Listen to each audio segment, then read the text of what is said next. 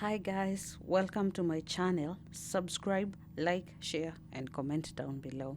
So let's get into the video. So today I'll be teaching you how to remove background with Photoshop using different tools. So I'll just open my image, then I'll go to the layers panel.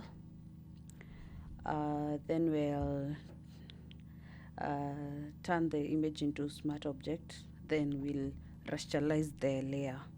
Okay, then we'll go to back to my tools. I'll start with the object selection tool. So I'll select my image. I'll select whatever I want in the image. Yeah, so I've already selected it. I'll go to select, then inverse, then I'll just remove the background of the plate. It's quite simple.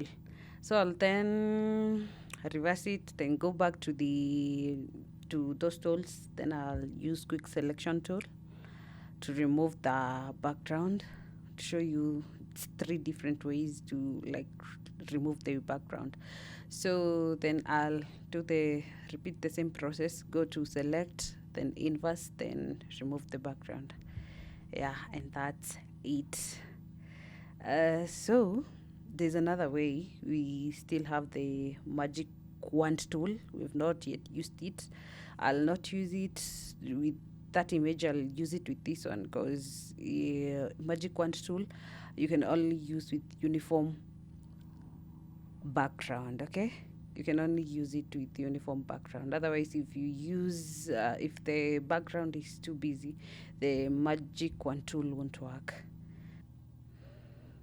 So this is what I mean when I say that magic wand tool doesn't work in a background that is not uniform. So I have a background here. I'll try with it. So I have this yellow background. It's not uniform. So the magic wand tool will just pick the uniform pattern, leave out the other. Yeah.